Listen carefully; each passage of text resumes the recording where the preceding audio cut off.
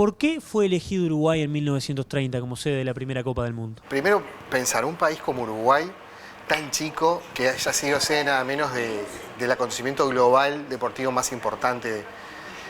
Bueno, hay varias cosas. La FIFA, hasta ahora, hasta ese momento, tenía un campeonato paneuropeo, que era un campeonato entre europeos, y hasta 1920. Y su mundial no era un mundial, sino que se desarrollaba dentro de la órbita de los Juegos Olímpicos. ¿A qué me refiero con esto? Era un campeonato internacional de fútbol dentro de los Juegos Olímpicos. Inglaterra no participaba con todas las islas británicas.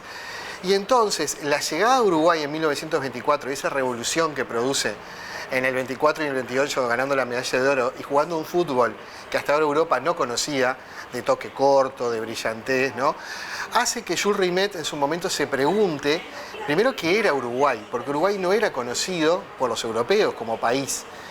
Y después, la importancia de que Uruguay arrastraba a toda Sudamérica, porque era el que había creado la Confederación Sudamericana de Fútbol.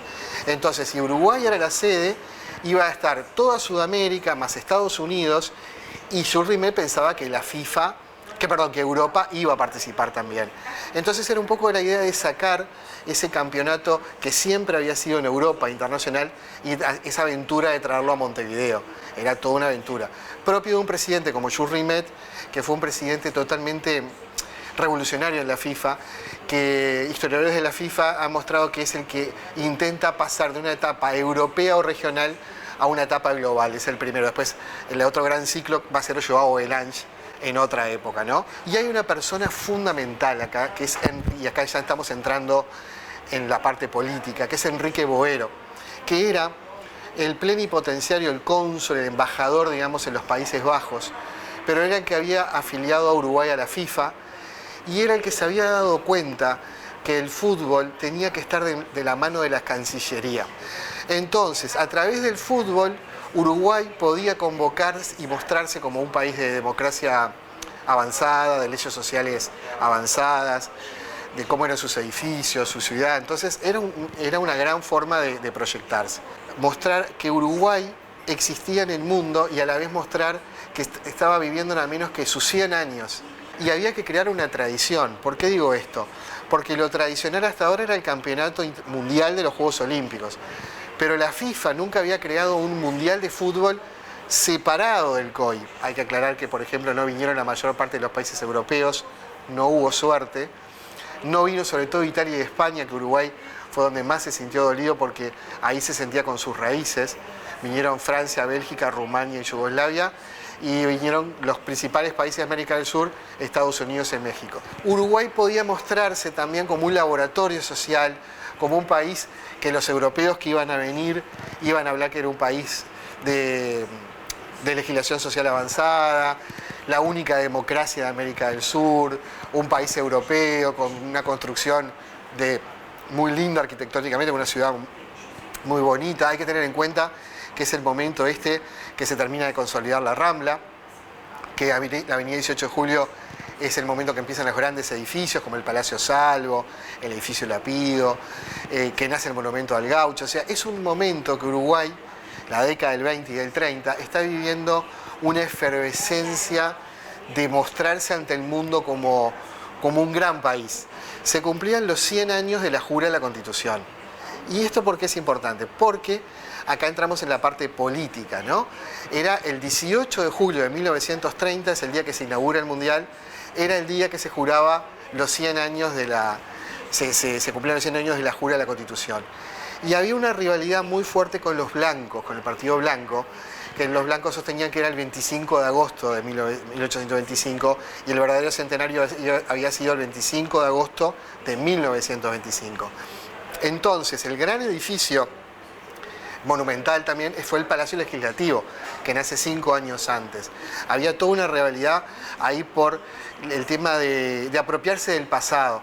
Entonces, el vallismo se proyecta con la idea de crear un gran estadio como no había en toda Sudamérica ni en América Latina, de cemento armado, el más grande, totalmente vanguardista en la época, y como una forma a la vez de mostrar la grandeza del vallismo también y el Estado, porque Ese día del día anterior, por ejemplo, que fue feriado nacional, bueno, desfilaron escolares por toda la ciudad, hubo actos patrios por todos lados, y el broche de oro fue el 18 de julio cuando ante el presidente de la FIFA se inaugura ese estadio que no estaba terminado en ese momento, sino que todavía había andamios que se estaban construyendo y todo, ¿no? Como ese nombre, Estadio Centenario, tenía mucho de Partido Colorado, los blancos, por ejemplo, a través de la Tribuna Popular, habían anunciado que ese estadio tenía riesgo de derrumbarse,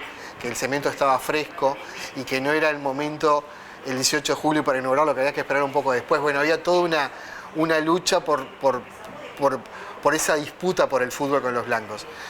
Y el Partido Comunista y el Partido Socialista, que era la izquierda en ese momento, se oponen radicalmente a la idea de hacer un mundial, porque lo consideraban como el tema de opio de los pueblos, como que era algo que la burguesía quería distraerlos de una crisis que se avicinaba, que iba a ser muy grande, ¿no? Entonces, cuando llegan las delegaciones a Montevideo, en el Conte Verde, son recibidas por miles de personas en el puerto, cuando llegan los franceses, los europeos, y el Partido Comunista los recibe denunciando a cada uno.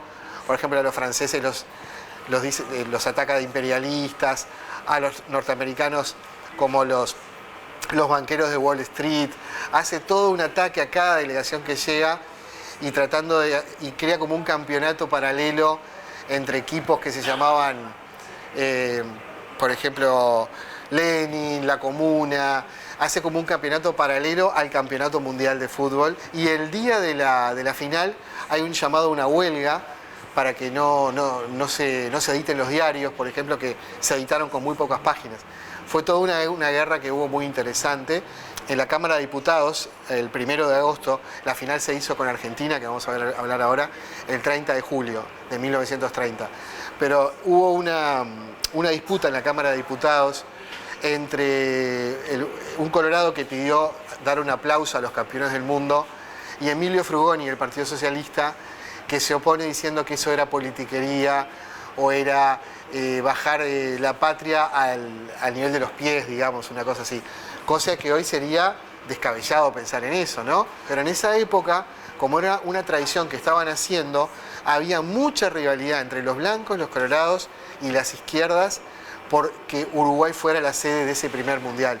Porque sobre todo sentían que era el Partido Colorado el que se iba a llevar más que nada el oficialismo, digamos, ¿no? La gloria de hacer ese estadio monumental. Hay una disputa por la narrativa de la identidad nacional que a la vez encuentra una correspondencia en los discursos del fútbol y en los discursos de Uruguay, sede del primer mundial de la historia.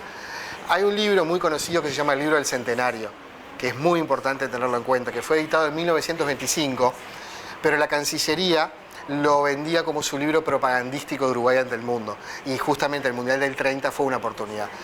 ¿Cuál era la narrativa nacionalista de construcción de identidad nacional? Que Uruguay era un país donde porque está escrito, había terminado con el problema de los pueblos originarios. No es menor. ¿Por qué digo esto? Porque si hoy nos identificamos en el fútbol con la guerra charrúa, yo les puedo decir que justamente en los discursos del 30 no hay una sola alusión a eso, sino de un país que se sentía español e italiano sobre todo, y sobre todo en la mano de José Enrique Rodó, hispanoamericano, hispano, europeo y americano, que no tenía el problema como tenían otros países de América Latina, lo dice el Libro del Centenario, de los pueblos originarios, esto es, exterminamos a los últimos charrúas en 1832, lo dice el libro, y donde el afrodescendiente tenía un porcentaje muy chico de la población. Bueno, el discurso venía por la construcción de un país conformado por un aluvión eurolatino que estaba construyendo una nueva nación que iba a ser totalmente diferente a América, pero que quería incluso superar a Europa. Y que el fútbol era una muestra de hasta dónde podía llegar Uruguay. Ese discurso, por supuesto, hay una disputa por ese discurso narrativo, pero bueno, es un discurso que tuvo mucha fuerza y que era vendido como en folletos propagandísticos por muchos escritores que trabajaban para el Ministerio de Relaciones Exteriores y se transmitía esa idea de Uruguay como país homogéneo, como país sin grandes diferencias sociales. Pero ¿qué es lo que se ocultaba? Se ocultaba el otro Uruguay, el Uruguay profundo, que es el Uruguay del interior. Era un país que terminaba, era la Rambla, 18 de julio, el Parque Hotel, ¿no? Esas eran las y después toda la parte hacia el norte no era prácticamente, no se hablaba de eso, porque justamente en esta época es cuando empieza a afirmarse en conceptos del interior, pero como forma despectiva, ¿no? Como diciendo, hay un interior, porque justo cuando en realidad no es, siempre decimos que cuando el Uruguay sale de Montevideo, el montevideano sale de Montevideo, no se va para afuera en realidad, se va para adentro, pero